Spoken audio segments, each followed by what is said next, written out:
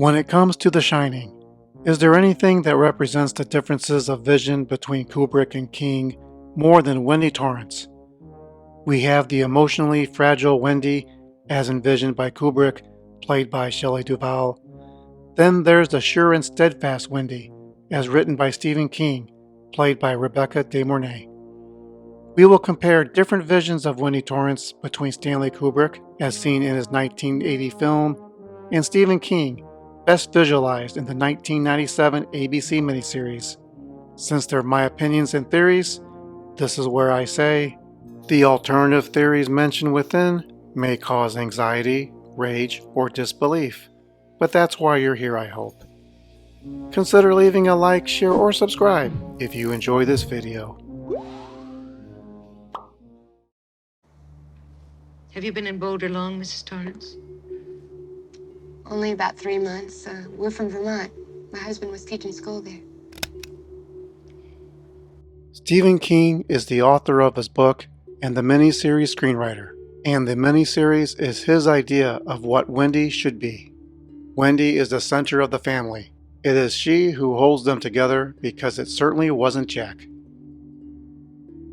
Wendy has several quiet one-on-one talks with her son, Danny, in a 3-part series totaling over 4.5 hours. How could she not? Wendy talks with Danny about Jack's job status, Jack's drinking status, Jack's mental health. That's not including the other discussions she has alone with Jack or when the family of 3 come together for group therapy. This is what Wendy does. She's the storyteller, the giver of exposition. Stephen King gives each member of the family a chance to relive flashbacks and share morbid moments of their family history. However, Wendy drives the conversation in the apartment, the hotel, indoors, outdoors, the doctor's office, and the bedroom, because she doesn't seem to do much else. This leads us to Kubrick's vision. How many times in his movie do we see on camera does Wendy talk alone with Danny? 5. Out of those, how many were without the split personality of a talking finger? 1. That came inside the hedge maze.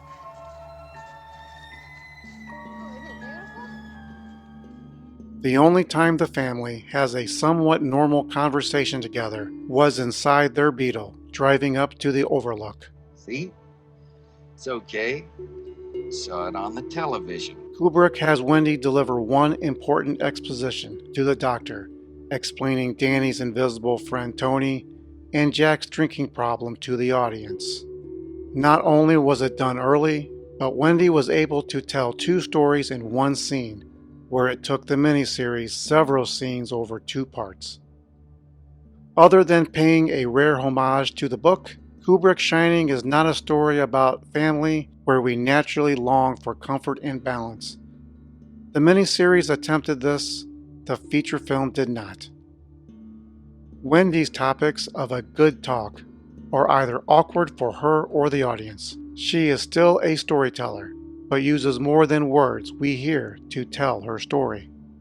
There is a shared approach between the 2 Wendys, and it involves Danny. Both depictions have each discussed a past event with a doctor. They rush to comfort him after the encounter in room 217 or 237. In both depictions, Jack is immediately to blame. King has the 3 work it out. Wendy is momentarily considered a suspect even. After Jack investigates the room, returns to his family, and claims to have seen nothing. They have another talking session about Danny's behavior. The conversation gets heated, and Danny rushes out in a tantrum. Compare this to Kubrick, where Wendy had a conversation elsewhere off camera with Danny. She learns it was an old crazy lady and runs to Jack. Jack investigates the room, returns to Wendy claiming to have seen nothing. They have a talking session about Danny's behavior, but Jack is the one who rushes out in a tantrum. Kubrick mostly presumes Wendy as a protective mother. The overt exceptions are tending to him after his experiences in room 237, helping him to escape Jack's pursuit, and making a peanut butter sandwich. In other words, she does everything a mother would and should do. Perhaps it was a flaw in the source material that only surfaces visually in the miniseries. The core theme of the book is the close bond between father and son. It's certainly presented in the miniseries. It's overshadowed by Wendy's helicopter parenting skills. While we don't see her cook for Danny, a survival skill, she does try to teach him how to read, a life skill to help him grow up. King has Wendy looking out for Danny, waking up from dreams about him and making excuses for him. Even through high school, as she says he's the only man for her. It's an exclamation point in Wendy's character as a mother, seen in the miniseries, excluded from Kubrick's film. Thanks. Women can't live with them, can't live without them. Kubrick's presentation of Wendy's marriage to Jack is an abusive one. It may have been toxic from the start, visually depicted as neutral at best, leaving the audience to assume a normal, if not pedestrian, relationship. In a short number of scenes, we quickly see how sour the mood is between them. The couple shows us a downward spiral. A pattern of behavior that repeats itself. Have you noticed? It goes like this. Wendy seeks out and finds Jack. They have an eyebrow-raising conversation that's either snarky, confrontational, or outright violent. Wendy takes Danny away from his father. Jack, rather than working, is lost in self-hypnosis. We see this first when Wendy brings breakfast to Jack. They have an obtuse conversation about the ease of being a writer. Wendy takes Danny to the hedge maze. Jack goofs off and is hypnotized by the model of the maze. The second time, Wendy goes to Jack and interrupts him. Jack goes into a nasty tirade. Wendy leaves and takes Danny to play in the snow. Instead of working, Jack is giving that Kubrick stare. The third, Wendy is working on the boilers and runs to Jack when he screams. The topic of their conversation is Danny's experience in room 237, a very bad one. Wendy leaves and takes Danny with her. Jack finds solace at the Gold Room bar and dreams up a conversation with Lloyd, the bartender, while in a stupor. Once again, Wendy runs to Jack in the Gold Room. He's there dreaming about drinking and hasn't sobered up enough to work. Jack has one crass sentence to say to Wendy that sums up his contempt for her. Wendy is back with Danny, taking care of him. Jack has another episode where his consciousness is twisted with his subconscious, just as we saw a world through his eyes where Lloyd, the bartender, is real. More spirits are mysteriously forgotten by the time Jack returns to Wendy. The final time Wendy seeks out Jack is back at his typewriter, when she discovers all work and no play makes Jack a dull boy. Their conversation hits rock bottom as hard as Wendy hits Jack with a baseball bat. This was a microcosm of insanity, repeating the same things and expecting a different result. There is no other result. This may be why there was such criticism directed at Duvall with Kubrick's direction for Wendy. Was the audience fatigued with Duvall's over-the-top method acting? Or were they blaming the victim for Jack's abuse? She was stuck in a loop just as Jack was, literally in the hedge maze and with the hotel, except she eventually escaped the Overlook and Jack. King's depiction of the marriage is very different. Jack and Wendy come across as united, but the stresses put on Jack slowly reveals the cracks in their otherwise loving marriage. Loving, but never stable. As depicted in the source material, Wendy was that cheerleader type, and from a more affluent family. However, aside from her good looks, she has little skills. But Wendy is not a floor mat. She doesn't hesitate reminding Jack of his series of unfortunate events. Jack can give up on his dreams, quitting writing his play, screw up at work, drinking on the job, and destroy expensive equipment.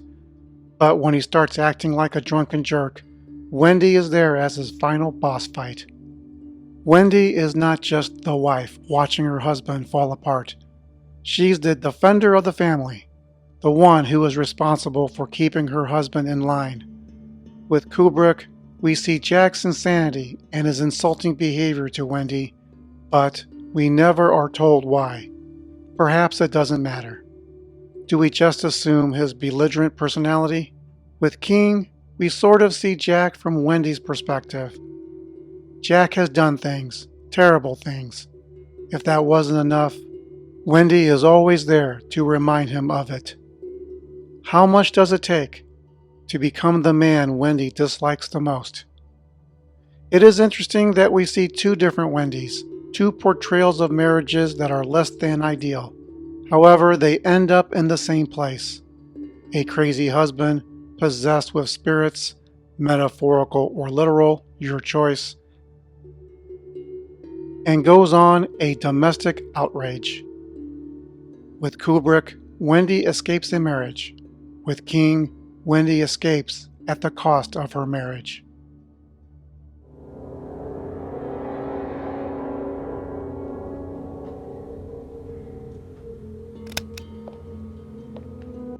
King and the miniseries show Jack acting as caretaker. He fixes the roof, cares about the furniture, and is assigned to look after the boilers. That's what a caretaker does, I suppose. Meanwhile, Wendy does little, perhaps nothing, to maintain the overlook. In fact, she sort of runs a deficit. However, the hotel burns down, so it doesn't matter. Kubrick and his film shows Jack doing nothing as caretaker. Sure, he talks about his contractual obligations, but is never seen doing anything about it. Instead, Wendy was taken aside by Ullman and assigned the boiler work and made sure the radio was operational. I vaguely remember theories of others that claimed Wendy was tasked with menial work as a subtle clue of misogyny, but I don't see that. I think Kubrick didn't want to spend precious film time on chores.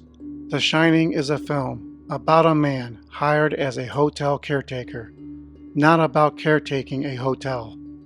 When we do see Wendy remotely resembling caretaking duties, it serves a dual purpose.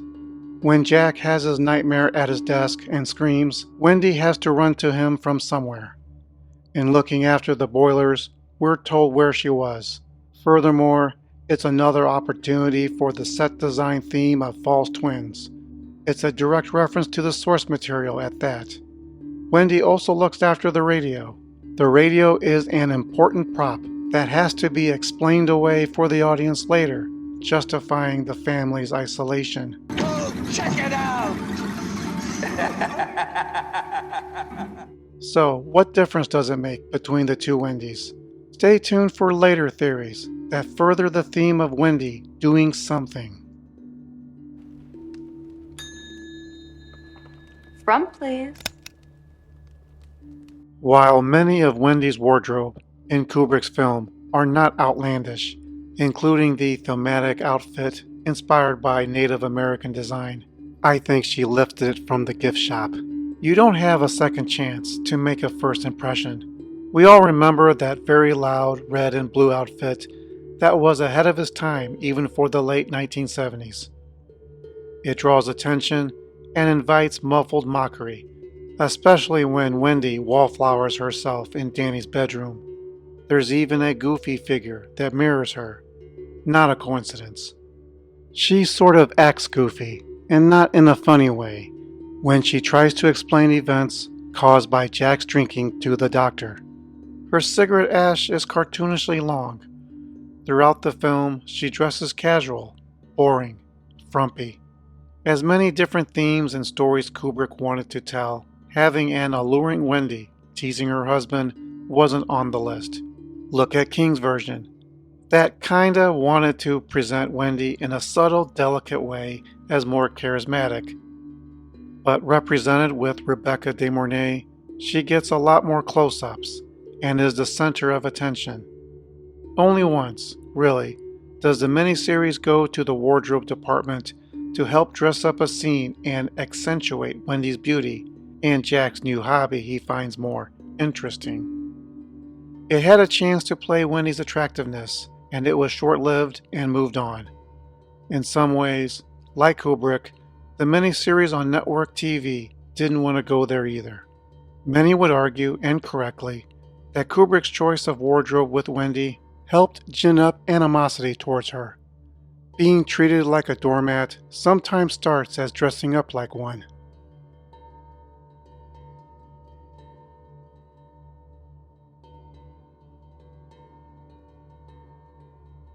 However, I think there's another reason. It has everything to do with contrast. What other woman would Jack compare Wendy to? There's really only one, the young woman in the bathtub.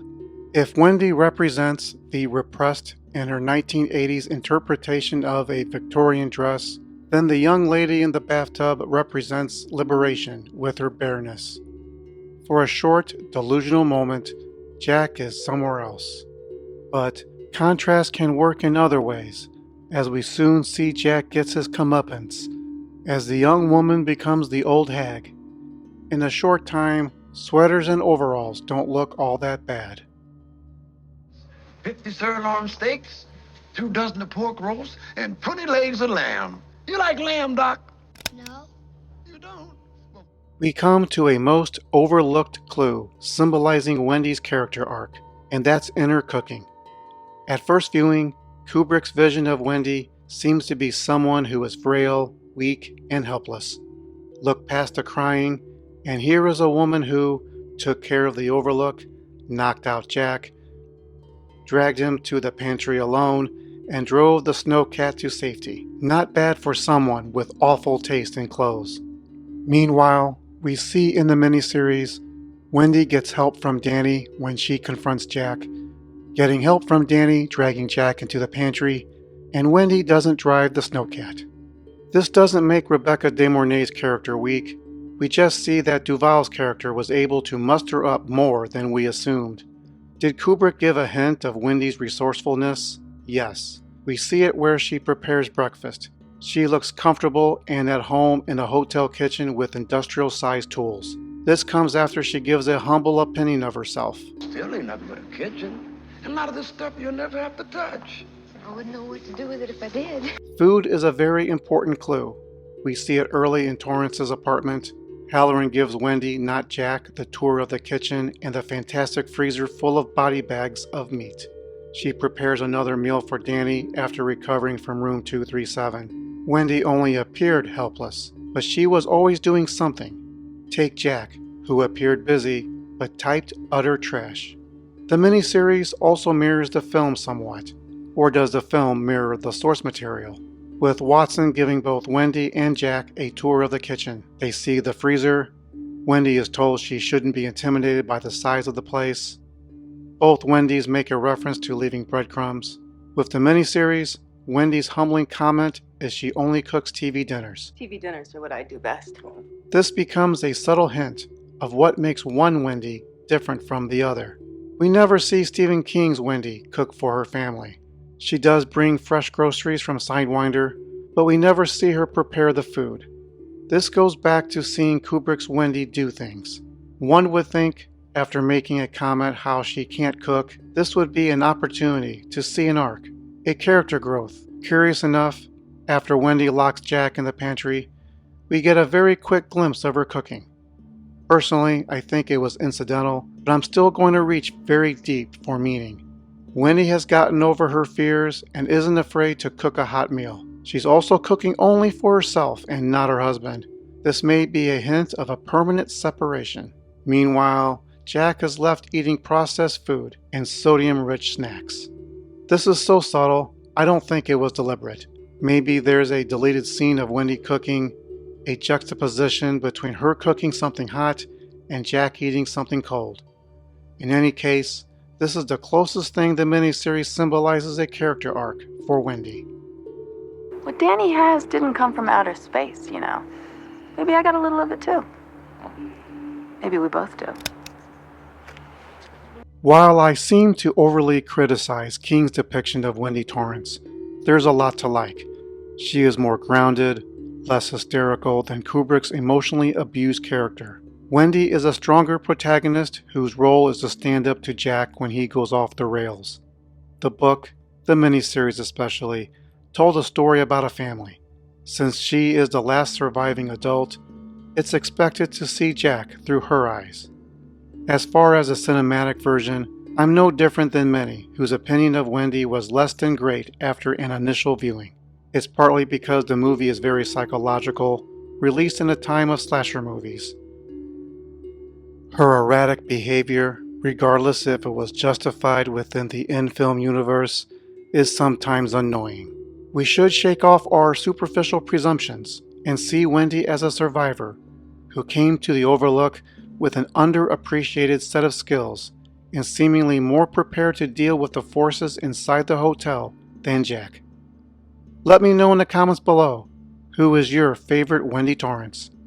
This is Mr. G of Synergy saying, if you're hearing voices from your pantry, stop drinking the Kool-Aid. Check out other videos on the channel. Thanks for watching.